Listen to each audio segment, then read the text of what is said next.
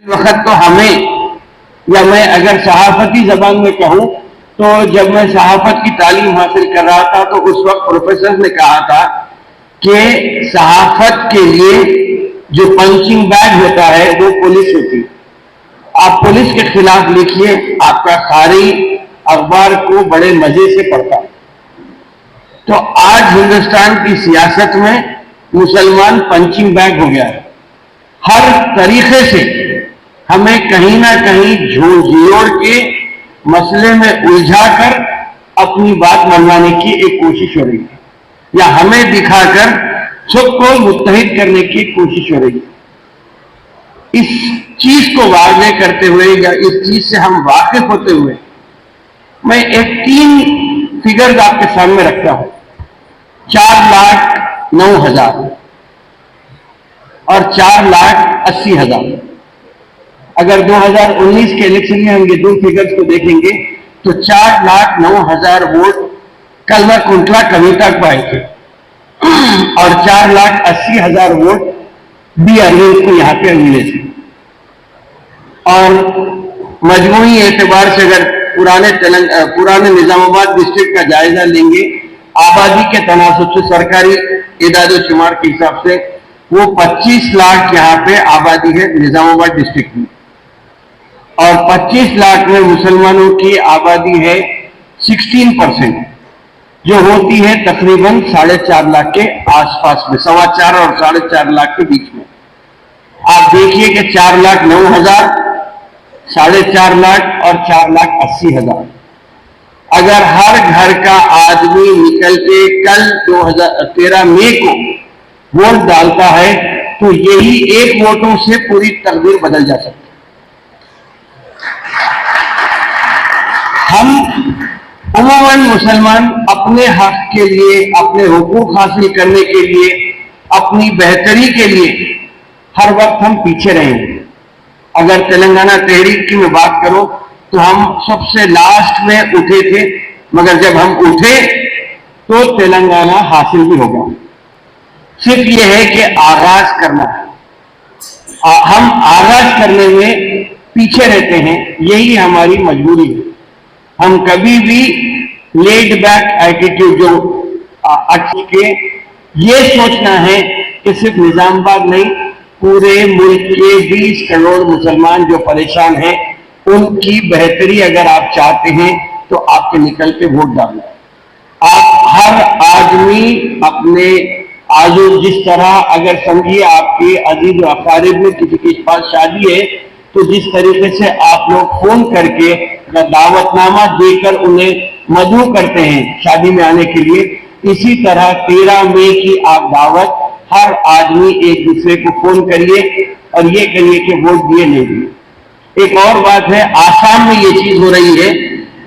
2024 का इलेक्शन क्यों अहम है वो मैं बता देता हूं आपको। इसलिए कि 2026 से 2030 के बीच में या 2026 से 2029 के बीच में रीऑर्गेनाइजेशन ऑफ कॉन्स्टिट्यूएंसीज होने वाला है, या डीलिमिटेशन ऑफ कॉन्स्टिट्यूएंसीज होने वाले हैं।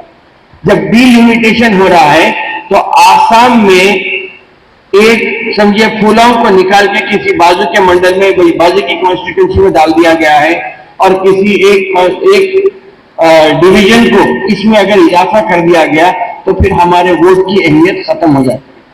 इस किस्म से आसाम में हुआ है, और ये चीज 2026 के बाद होने वाली है।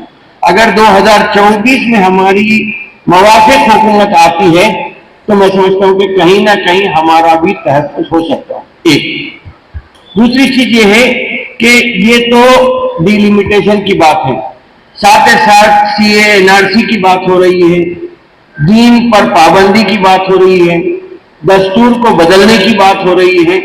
तो सीएए और एनआरसी को लेकर अगर देखेंगे तो ठीक है, हमारा तो एक मसला है, हमें तो टारगेट किया जा रहा है, घुसपैठियों का नाम दिया जा रहा है।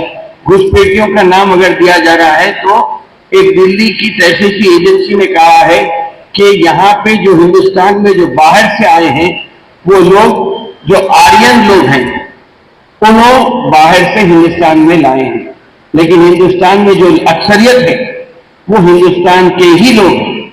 मगर घुसपैठियों बोलने के लिए बहुत सारे चीजें हैं।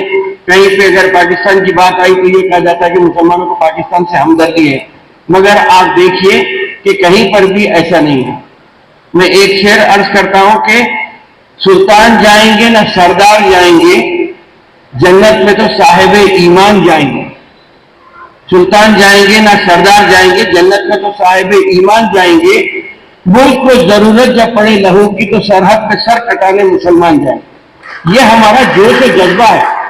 हम मरे भी तो यहीं पर यही मट्टी में दफन होने वाले हैं, तो हमारी वाबस्तगी तो मिट्टी से है। लेकिन तरह तरह के अल्फाजों में या मासूम अवाम को गुमराह करने की कोशिश हो रही है। लेकिन इस चीज का, जैसा अभी सभी लोगों ने ये कहा कि इसका मुकाबला हम एक ही चीज से कर सकते हैं, वो है हमारा वोट। सही पार्टी को अगर हम वोट मुत्तहिदा तौर पर और वाफिर तकदार में हम निकल के, तादाद हमारी ज्यादा होनी चाहिए। अगर हम बाहर निकल के तक भी इसकी गूंज जाएगी। वैसे भी हालात, जैसा अभी आपने कहा कि हालात तो बदल रहे हैं। 4 जून के बाद इंशाअल्लाह ताला ये बात तो पक्की है कि हुकूमत तो बदलने वाली है, या वजीर आजम तो बदलने वाला है। ये बात तो गारंटी दे सकते हो, इस बात की तो गारंटी दे सकते हो इंशाअल्लाह ताला कि वजीर आजम की कुर्सी पे तो कोई दूसरा आदमी ही बैठने वाला। तो ये चीज हो रही है। लेकिन मैं समझता हूं कि हर एक का फर्ज है कि अब जिस तरीके से हमें उकसाने की कोशिश हो रही है, ये कहा जा रहा है कि 3rd फेज के बाद जो 7 को होने वाला है, 13 मई से पहले, कि फिरके वाराना मुनाफरत को फिर से फैलाने की कोशिश हो रही है। घुसपैठियों का बात आ गई है, मंगलसूत्र की बात आ गई है, तो अब कोई ना कोई चीज समझ में नहीं आ रही, तो कहीं ना कहीं से फिर हिंदू मुस्लिम की एक गोली की देने की बात आ रही।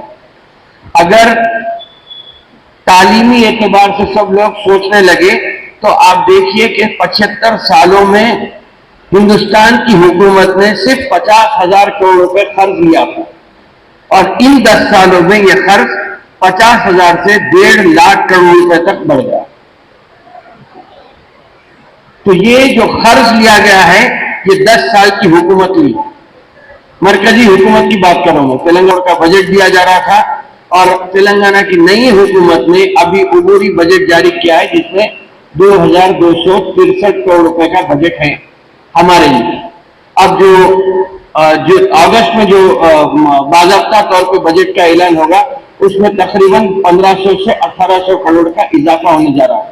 तो 4,000 करोड़ का अगर बजट हमें मिलता है, तो कहीं ना कहीं हमारे तो तरक्की के लिए एक मौके नए नए मिलते जाएंगे। लेकिन बात फिर यहीं पे घूम फिर के आती है कि अगर मरकजी हुकूमत, देखिए सच्चर कमेटी रिपोर्ट, या सच्चर कमेटी रिपोर्ट के ही हवाले से मैं बात करता हूं, क्या हम हर कोई बात करते 144 करोड़ की आबादी हिंदुस्तान में है और 20 करोड़ मुसलमान यहाँ पे रहते बसते हैं। ये रहते बसते हैं, सही है अपनी जगह।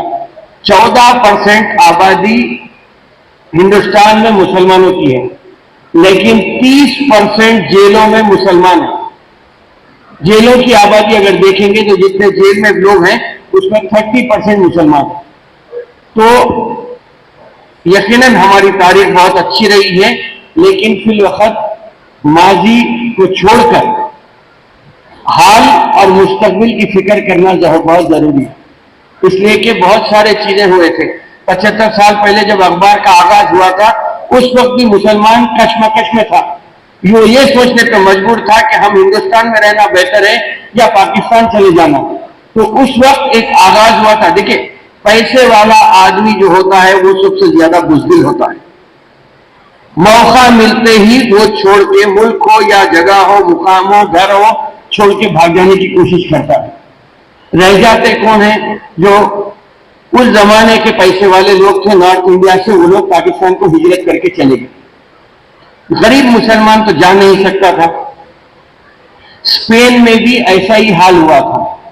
वो स्पेन को आरएसएस की किताबों में ये बार बार छापा जा रहा है, शाये किया जा रहा है कि स्पेन में जब उस्मानिया सल्तनत स्पेन में आ गई थी, जब आहिस्ता आहिस्ता पूरी दुनिया फतेह करते चले गए थे, तो स्पेन से जैसा ही उस्मानिया सल्तनत का वजूद खत्म हुआ स्पेन से, जब गिरफ्त उनकी खत्म हुई, जब क्रिश्चियनिटी रोमन एम्पायर जब स्पेन में आ गया, तो वहां यह कहा गया कि भाई आप लोग यहाँ पे रह सकते, कोई खतरे की बात नहीं है। उसके बाद कहा गया, कुछ चंद दिनों के बाद ये कहा गया कि आप मालिक मकान नहीं रह सकते, आप यहाँ पे किराएदार बन के रह सकते। पैसे वाला स्पेन छोड़ा, जर्मनी, फ्रांस, इटली, ये सब जगहों पे पैसे वाला चलेगा, गरीब तो वहीं रह गया। उसके बाद ये कहा गया कि आप मसाजिद में नमाज नहीं पढ़ सकते, अपने अपने घरों में पढ़ लीजिए। फिर कहा गया कुछ दिनों के बाद कि यहाँ पे रहना है तो आपको क्रिश्चियन बनना होगा, मुसलमान आप नहीं रह सकते। तो ये एक किस्म से सिस्टमैटिकली मुसलमानों को डिस्ट्रैक्ट करने की कोशिश हुई थी।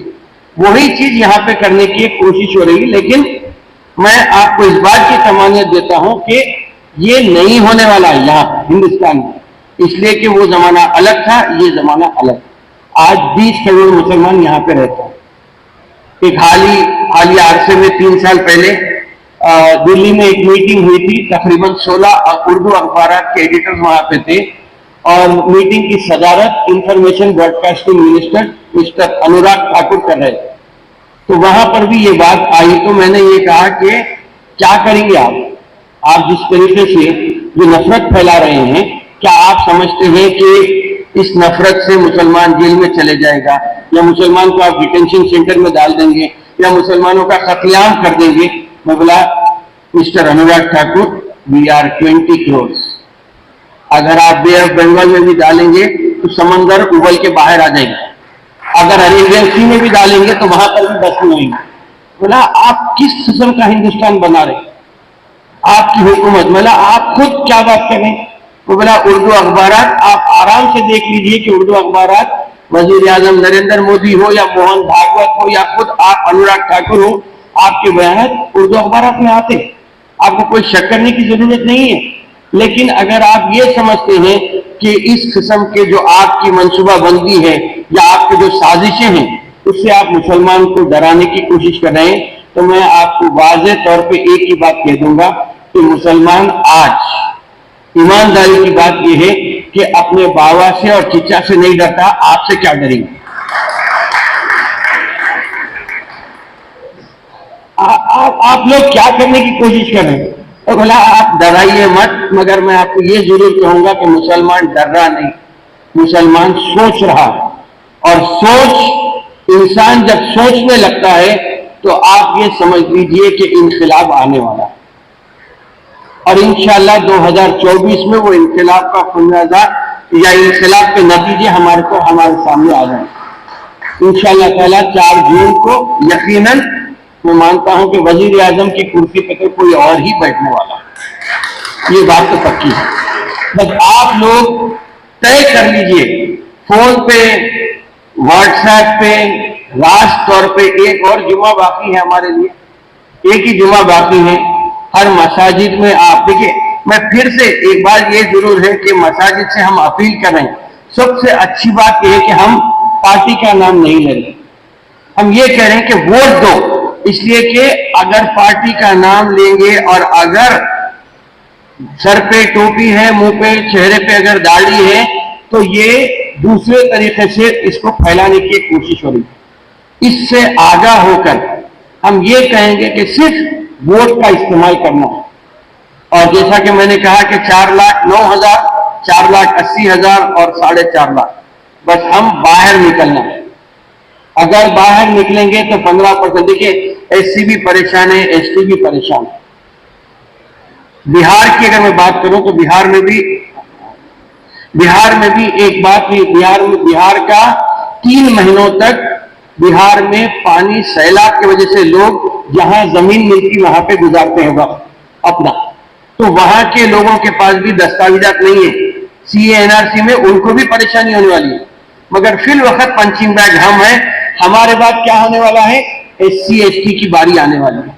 तो जहां पर भी हो, हम अगर उन्हें भी हमारे साथ लेके चले तो ये मुल्क बिल्कुल बहुत ही अच्छी तरीके से, अभी भी अगर देखेंगे तो 15% हम हैं, 15% एससी है, 15% एसटी है, 45% लोग आज परेशान हैं।